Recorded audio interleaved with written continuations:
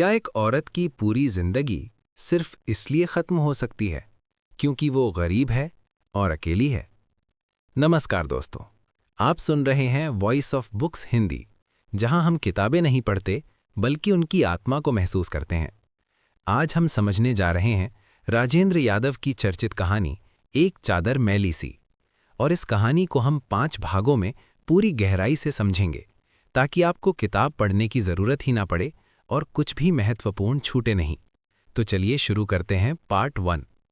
कहानी शुरू होती है एक छोटे से उत्तर भारतीय गांव से, जहां जिंदगी आसान नहीं है और औरत की जिंदगी सबसे ज्यादा मुश्किल है। ये गांव गरीबी में जीता है पर परंपराओं में जकड़ा हुआ है। यहाँ खेत हैं, मिट्टी है, पर अवसर नहीं है। यहीं रहती है रुक्मिणी। रुक्मिणी कोई खास नहीं है, ना पढ़ी लिखी, ना तेज बोलने वाली, ना ही सवाल उठाने वाली। वो एक साधारण सी ग्रामीण स्त्री है जो अपनी सीमाओं में रहना जानती है। उसकी शादी हो चुकी थी, उसका एक घर था, एक परिवार था, लेकिन किस्मत ने उससे बहुत जल्दी उसका पति छीन लिया। पति की मौत के साथ रुक्मिणी की जिंदगी जैसे ठहर सी गई। अब वो सिर्फ एक औरत नहीं थी, वो एक विधवा थी। और इस गांव में विधवा होना सिर्फ पति के ना होने का नाम नहीं है। विधवा होने का मतलब है रंगीन कपड़ों का त्याग, हंसी का त्याग, इच्छाओं का त्याग। समाज चाहता है कि औरत का शरीर तो जिंदा रहे, पर उसकी भावनाएं मर जाएं। रुक्मिणी जवान है, पर उससे उम्मीद की जाती है कि वो अपने भीतर हर एहसास को दबा दे। उसके छोटे छोटे बच्चे हैं, अब उनकी जिम्मेदारी पूरी तरह रुक्मिणी पर है। पेट भरने के लिए वो दूसरों के खेतों में काम करती है, घरों में बर्तन मांजती है, कभी अनाज के बदले तो कभी सिर्फ एक वक्त की रोटी के लिए। दिन भर की मेहनत के बाद जब वो थकी हुई लौटती है तो उसे आराम नहीं मिलता, मिलती हैं गांव वालों की निगाहें। कोई उसे देर तक बाहर देख ले तो बातें बनने लगती हैं, कोई उससे 2 शब्द बोल ले तो शक पैदा हो जाता है। इस गांव में औरत का चरित्र उसके हालात से नहीं, दूसरों की सोच से तय होता है। रुक्मिणी ये सब जानती है, इसीलिए वो और ज्यादा चुप रहती है। वो अपनी जिंदगी को एक ऐसी चादर की तरह ओढ़े हुए है जो पहले से मैली है और जिसे धोने का मौका कभी नहीं मिलता। एक चादर मैली सी सिर्फ कहानी का नाम नहीं है, ये उस मजबूरी का प्रतीक है जिसमें रुक्मिणी जी रही है। गांव के पुरुष उसकी हालत समझते जरूर हैं, पर जिम्मेदारी कोई नहीं लेना चाहता। मदद करने वाला कोई नहीं है, पर नजर रखने वाले सब हैं। यहीं से कहानी एक ऐसे मोड़ की ओर बढ़ती है जहां इंसान को सही और गलत के बीच चुनाव करना पड़ता है। ये थी एक चादर मैली सी पार्ट 1। आगे कहानी में मजबूरी और नैतिकता आमने सामने खड़ी होंगी और एक ऐसा फैसला लिया जाएगा जो सब कुछ बदल देगा। पिछले भाग में आपने सुना कि कैसे रुक्मिणी पति की मौत के बाद गरीबी, समाज और अकेलेपन के बीच अपनी जिंदगी खींच रही है। पार्ट 2 में हम उस मोड़ पर पहुंचेंगे जहां इंसान का पेट और उसका ज़मीर आमने सामने खड़े हो जाते हैं। रुक्मिणी की जिंदगी दिन ब दिन और कठिन होती जा रही थी। काम मिलता था, लेकिन उतना नहीं कि घर ठीक से चल सके। बच्चे भूखे सो जाते और रुक्मिणी उनकी आंखों में सवाल देखती रहती। वो जानती थी, गरीबी सिर्फ पैसे की नहीं होती, गरीबी इंसान से उसका आत्मसम्मान भी धीरे धीरे छीन लेती है। इसी गांव में रहता है जोगा। जोगा रुक्मिणी के मरे हुए पति का छोटा भाई है। वो जवान है, ताकतवर है और खेतों में अच्छा काम कर लेता है। जोगा और रुक्मिणी एक ही छत के नीचे रहते हैं, लेकिन उनके बीच कोई रिश्ता नहीं होना चाहिए, कम से कम समाज की नज़र में। पर जिंदगी कागज के नियमों से नहीं चलती। जोगा देखता है कि रुक्मिणी दिन रात टूट रही है। वो बच्चों के लिए जी रही है, पर खुद अंदर से मरती जा रही है। शुरुआत में जोगा की मदद बहुत साधारण होती है, कभी खेत से थोड़ा अनाज, कभी मजदूरी से 2-4 रुपए। रुक्मिणी हर बार मना करती है, पर मदद स्वीकार भी कर लेती है। ये मना करना औपचारिक है, क्योंकि भूख औपचारिकता नहीं समझती। धीरे धीरे ये मदद आदत बन जाती है और आदत रिश्ते में बदलने लगती है। गांव सब देख रहा है, पर कोई कुछ कह नहीं रहा, क्योंकि जो हो रहा है वो गलत भी है और ज़रूरी भी। गलत इसलिए क्योंकि समाज के नियम इसे इजाज़त नहीं देते, ज़रूरी इसलिए क्योंकि बिना इसके रुक्मिणी और उसके बच्चे जिंदा नहीं रह सकते। गांव की यही विडंबना है, लोग पाप को देखते हैं पर उसे होने देते हैं और बाद में उसी पाप पर उंगली उठाते हैं। रुक्मिणी अपने आप से रोज़ लड़ती है। वो जानती है कि वो जो कर रही है उसे सही नहीं कहा जा सकता, लेकिन वो ये भी जानती है कि भूखे बच्चों के सामने सही गलत का तर्क कमज़ोर पड़ जाता है। रात को जब बच्चे सो जाते हैं, रुक्मिणी खुद से सवाल करती है, क्या वो गलत है या हालात गलत हैं? उसकी जिंदगी अब एक ऐसी चादर बन चुकी है जिसे वो हर रात और ज्यादा कसकर ओढ़ लेती है ताकि कोई अंदर झांक न सके। दोस्तों, अगर आपको ऐसी कहानियां बिना मिलावट, बिना सजावट, असली रूप में सुनना अच्छा लगता है तो वॉइस ऑफ बुक्स हिंदी को सब्सक्राइब जरूर करें। यहाँ हम किसी किरदार को जज नहीं करते, सिर्फ उसकी मजबूरी समझते हैं। जोगा भी किसी हीरो की तरह नहीं है। वो कोई आदर्श पुरुष नहीं, पर राक्षस भी नहीं। उसके भीतर इंसान और मर्द दोनों लड़ रहे हैं। वो जानता है कि समाज क्या कहेगा, लेकिन वो ये भी जानता है कि अगर वो पीछे हट गया तो रुक्मिणी पूरी तरह टूट जाएगी। उसकी मदद धीरे धीरे सहारे में बदल जाती है और सहारा आदत बन जाता है। उनके बीच कोई नाम नहीं है, ना वो पत्नी है ना वो पति है, पर उनके बीच एक समझ है, एक चुप समझ। वो जानते हैं कि ये रिश्ता दुनिया के सामने कभी स्वीकार नहीं होगा, इसीलिए वो इसे छुपा कर जीते हैं। ये छुपाव उन्हें अंदर से और थका देता है। बच्चे सब कुछ देखते हैं पर कुछ समझते नहीं। उनके लिए जोगा बस एक सहारा है। रुक्मिणी अपने बच्चों की तरफ देखती है और खुद को समझाती है, मैं ये सब उनके लिए कर रही हूँ। यही सोच उसका सबसे बड़ा बचाव बन जाती है। अब गांव की निगाहें बदलने लगती हैं। जो पहले खामोशी थी अब उसमें फुसफुसाहट घुलने लगती है। लोग सवाल नहीं पूछते, पर जवाब खुद ही बना लेते हैं। रुक्मिणी सब महसूस करती है, पर अब पीछे हटना नामुमकिन है। पार्ट 2 हमें ये सिखाता है कि हर रिश्ता पाप या पुण्य में सीधा नहीं बटा होता। कुछ रिश्ते मजबूरी से पैदा होते हैं और मजबूरी अक्सर सबसे ईमानदार सच होती है। पिछले 2 भागों में आपने देखा कि कैसे रुक्मिणी की जिंदगी गरीबी और मजबूरी के बोझ तले धीरे धीरे एक ऐसे रिश्ते में बंधती चली गई जिसका कोई नाम नहीं था। आज पार्ट 3 में कहानी उस मोड़ पर पहुंचती है जहां समाज की खामोशी टूटने लगती है और शक हवा में फैलने लगता है। रुक्मिणी और जोगा अब एक ऐसी स्थिति में पहुंच चुके हैं जहां पीछे लौटना आसान नहीं रहा। जो रिश्ता मजबूरी में शुरू हुआ था अब आदत बन चुका था, और आदत इंसान को सबसे ज्यादा बांध लेती है। गांव वालों की निगाहें अब पहले जैसी नहीं रहीं। जो बातें कभी मन में दबा दी जाती थीं अब धीरे धीरे जुबान तक आने लगीं। कोई खुलकर कुछ नहीं कहता, लेकिन हर कोई सब कुछ समझने का दावा करता है। गांव की चौपाल पर नाम नहीं लिए जाते, पर इशारे सीधे रुक्मिणी की तरफ होते हैं। ये वही समाज है जो मजबूरी में हुए काम को पहले नज़रअंदाज करता है और बाद में उसी को अपराध बना देता है। रुक्मिणी इस बदलते माहौल को सबसे पहले महसूस करती है। अब जब वो घर से बाहर निकलती है तो उसे लगता है हर नज़र उसके कपड़ों के अंदर झांक रही है। वो खुद को और ज़्यादा ढकने लगती है और ज़्यादा चुप रहने लगती है। लेकिन डर की एक समस्या होती है, वो इंसान को कमज़ोर बना देता है और कमज़ोरी समाज को और हिम्मत देती है।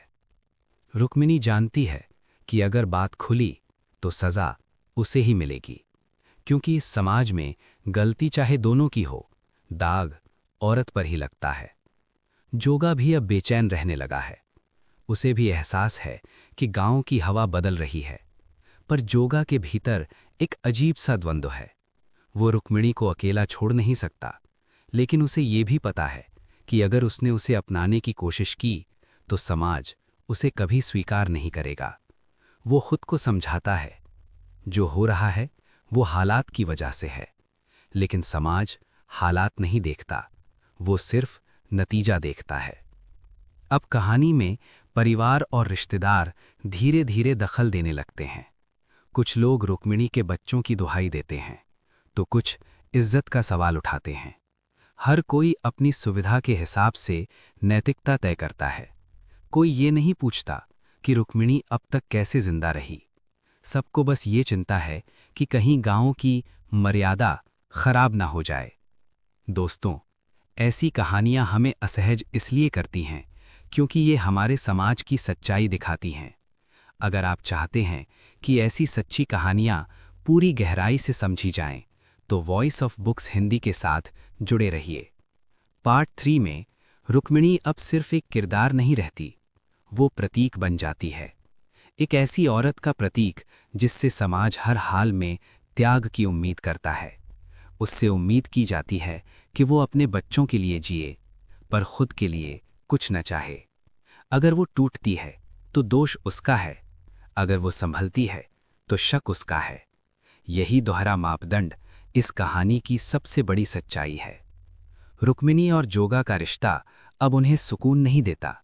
जो पहले सहारा था अब बोझ बनने लगा है। वे एक दूसरे से ज्यादा नहीं बोलते, क्योंकि बोलने से डर बढ़ जाता है। खामोशी अब सुरक्षा नहीं, सजा बन चुकी है। धीरे धीरे गांव का माहौल एक फैसले की ओर बढ़ता है। लोग ये तय करने लगते हैं कि अब कुछ करना पड़ेगा। ये कुछ क्या है, ये कोई नहीं कहता, लेकिन ये साफ है कि ये फैसला रुक्मिणी की जिंदगी हमेशा के लिए बदल देगा। पार्ट 3 हमें ये दिखाता है कि समाज सबसे पहले खामोशी ओढ़ता है और फिर फैसला सुनाता है, और इस पूरी प्रक्रिया में औरत की आवाज़ कभी नहीं सुनी जाती। पिछले भाग में आपने महसूस किया कि कैसे रुक्मिणी और जोगा की चुप्पी अब समाज को चुभने लगी है। जो बात अब तक फुसफुसाहट थी वो अब फैसले में बदलने वाली है। पार्ट 4 में कहानी उस बिंदु पर पहुंचती है जहां इंसान नहीं, समाज फैसला करता है, और वो फैसला हमेशा सबसे कमजोर के खिलाफ होता है। गांव की हवा अब पूरी तरह बदल चुकी है। पहले जो निगाहें थीं वे अब सवाल बन चुकी हैं। पहले जो खामोशी थी वो अब आरोप का रूप ले चुकी है। रुक्मिणी ये सब महसूस कर रही है। वो जानती है कि अब कुछ भी छुपा नहीं है। उसकी हर चाल, हर हरकत, हर सांस अब गांव की नजरों में है। लेकिन रुक्मिणी के पास खुद को साबित करने का कोई रास्ता नहीं है, क्योंकि इस समाज में औरत को खुद को साबित करने का हक ही नहीं दिया जाता। धीरे धीरे बात घर की 4 दीवारियों से निकलकर गांव की पंचायत तक पहुंचती है। ये पंचायत न्याय करने नहीं बैठती, बल्कि व्यवस्था बचाने बैठती है। यहां सवाल ये नहीं होता कि सही क्या है, बल्कि ये होता है कि लोग क्या कहेंगे। रुक्मिणी को बुलाया नहीं जाता, उसे बस बताया जाता है कि उसके बारे में फैसला होना है। यही सबसे बड़ा अन्याय है। जिसके जीवन पर फैसला होना है उसी की आवाज सबसे पहले दबा दी जाती है। जोगा अब पूरी तरह घिर चुका है। वो समझता है कि अगर उसने रुक्मिणी का साथ दिया तो समाज उसे कभी माफ नहीं करेगा, और अगर उसने समाज का साथ दिया तो रुक्मिणी पूरी तरह टूट जाएगी। यहां जोगा भी पीड़ित है, लेकिन उसके पास फिर भी विकल्प है। रुक्मिणी के पास कोई विकल्प नहीं। गांव के वही लोग जो कल तक चुपचाप सब देख रहे थे, आज नैतिकता का झंडा उठाए खड़े हैं। वे कहते हैं ये गलत है, लेकिन वे ये नहीं कहते कि गलत क्यों हुआ। वे ये नहीं पूछते कि अगर रुक्मिणी अकेली ना होती, अगर उसे सहारा मिला होता तो क्या ये स्थिति आती। समाज को परिणाम दिखता है, कारण नहीं। पंचायत का फैसला धीरे धीरे स्पष्ट होने लगता है। ये फैसला रुक्मिणी से नहीं पूछा जाता, बल्कि उस पर थोपा जाता है। समाज ये तय कर लेता है कि रुक्मिणी और जोगा अब साथ नहीं रह सकते, क्योंकि ये गांव की इज्जत के खिलाफ है। ये कोई नहीं पूछता कि रुक्मिणी की इज्जत कब बचाई गई थी। रुक्मिणी कुछ नहीं बोलती। उसकी चुप्पी उसकी सहमति नहीं है, बल्कि उसकी थकान है। वो लड़ लड़कर थक चुकी है। अब उसके पास न सवाल बचे हैं न जवाब। उसकी जिंदगी अब सचमुच एक मैली चादर बन चुकी है, जिसे सब देख रहे हैं, लेकिन कोई धोना नहीं चाहता। इस पूरे फैसले में बच्चों का जिक्र सिर्फ औपचारिक होता है। कोई ये नहीं सोचता कि इस फैसले का असर उन पर क्या पड़ेगा। बच्चे हमेशा समाज के फैसलों में सबसे आखिरी होते हैं। जोगा धीरे धीरे पीछे हटने लगता है। ये उसका कायर होना नहीं, बल्कि समाज के दबाव में टूट जाना है। वो जानता है कि अगर अब उसने और विरोध किया तो हालात और बिगड़ जाएंगे। उसका पीछे हटना रुक्मिणी के लिए सबसे बड़ा झटका है। रुक्मिणी जिस सहारे के दम पर अब तक खड़ी थी, वो सहारा अब उससे छीना जा रहा है। लेकिन समाज इसे सुधार कहता है। यही समाज का सबसे बड़ा झूठ है। वो अत्याचार को सुधार का नाम दे देता है। पार्ट 4 हमें ये दिखाता है कि समाज सबसे पहले स्थिति बनने देता है और फिर उस स्थिति का दोष औरत पर डाल देता है। ये भाग कहानी का सबसे भारी हिस्सा है, क्योंकि यहाँ कोई खलनायक नहीं दिखता, लेकिन पूरा समाज खलनायक बन जाता है।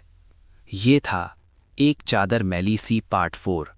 अब कहानी अपने अंतिम मोड़ की ओर बढ़ रही है, जहां कोई फैसला सुख नहीं देगा, लेकिन सच पूरी तरह सामने आ जाएगा।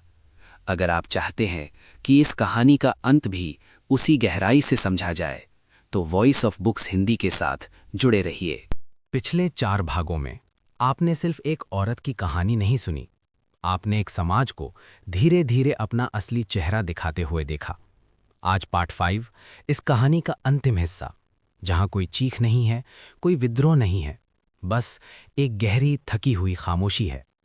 अब गांव में बहस नहीं होती, अब सवाल नहीं उठते, अब बस फैसले सुनाए जाते हैं, जैसे सब कुछ पहले से तय हो और अब सिर्फ उस पर मोहर लगनी हो। रुक्मिणी अब किसी से कुछ नहीं कहती, क्योंकि वह समझ चुकी है कि यहाँ बोलने से कुछ नहीं बदलता। उसने बहुत पहले सीख लिया था कि इस समाज में औरत की आवाज़ सिर्फ शोर मानी जाती है, सच नहीं। गांव के बुजुर्ग इकट्ठा होते हैं, उनके चेहरों पर गंभीरता है लेकिन संवेदना नहीं। वह कहते हैं कि अब बात बहुत आगे बढ़ चुकी है, कि अब कुछ करना पड़ेगा। यह कुछ कभी रुक्मिणी से नहीं पूछा जाता, क्योंकि पंचायत यह मानकर चलती है कि औरत फैसले लेने के लिए नहीं, उन्हें मानने के लिए होती है। आखिरकार समाज एक हल निकालता है। उनकी नज़र में यह सबसे समझदारी भरा रास्ता है। वह तय करते हैं कि रुक्मिणी का देवर जोगा से विवाह कर दिया जाए, ताकि रिश्ते को नाम मिल जाए, बच्चों को पिता मिल जाए और सबसे ज़रूरी, गांव की बदनामी रुक जाए। यह कोई नहीं पूछता कि रुक्मिणी इस विवाह के लिए तैयार है या नहीं, क्योंकि यह विवाह उसके लिए नहीं, समाज के लिए किया जा रहा है। दोस्तों, यही वो पल है जहां कहानी हमें सबसे ज्यादा बेचैन करती है। यह विवाह किसी उत्सव जैसा नहीं है, यह एक औपचारिकता है, एक कागजी समाधान। ना कोई खुशी, ना कोई गीत, ना कोई भविष्य का सपना। रुक्मिणी फिर से दुल्हन बनती है, लेकिन इस बार उसके भीतर कुछ भी नया जन्म नहीं लेता। उसका मन पहले ही बहुत थक चुका है। रुक्मिणी अब रोती भी नहीं, क्योंकि रोना तब आता है जब भीतर कुछ बचा हो। उसने खुद को धीरे धीरे समाज के हवाले कर दिया है। वह जानती है कि अब उसकी जिंदगी उसकी नहीं रही। जोगा इस फैसले को पूरी तरह स्वीकार नहीं कर पाता, लेकिन विरोध करने की हिम्मत भी नहीं करता। वह जानता है कि उसने भी इस चुप्पी को जिंदा रखा। अब वह एक पति है, लेकिन उसके भीतर कोई पति नहीं है, सिर्फ जिम्मेदारी है। बच्चे इस सब को समझ नहीं पाते। उनके लिए यह बस एक बदलाव है। वह नहीं जानते कि यह बदलाव कितनी कुर्बानियों से बना है। बच्चे हमेशा समाज के फैसलों का सबसे शांत शिकार होते हैं। गांव चैन की सांस लेता है। अब वह कह सकते हैं कि मामला सुलझ गया। यही समाज की सबसे खतरनाक आदत है। वह समस्याएं हल नहीं करता, उन्हें ढक देता है। अब यह शीर्षक पूरी तरह खुलता है। चादर, सम्मान, मर्यादा, दिखावा। मैली, दोहरा चरित्र, डर, पाखंड। रुक्मिणी की जिंदगी एक ऐसी चादर है जिसे समाज ने अपनी सुविधा से उस पर डाल दिया है। इस कहानी में कोई जीत नहीं है। न रुक्मिणी जीतती है, न जोगा, न समाज। बस व्यवस्था बची रहती है, और व्यवस्था हमेशा औरत की कीमत पर बचती है। यह थी राजेंद्र यादव की एक चादर मैली सी। पूरी कहानी 5 भागों में। यह कहानी खत्म नहीं होती, यह सवाल छोड़ जाती है। अगर आपको लगता है कि साहित्य सिर्फ सुनने की चीज़ नहीं, समझने की चीज़ है, तो वॉइस ऑफ बुक्स हिंदी को सब्सक्राइब ज़रूर करें, क्योंकि यहाँ हम अंत नहीं देते, हम सोचने की वजह देते हैं।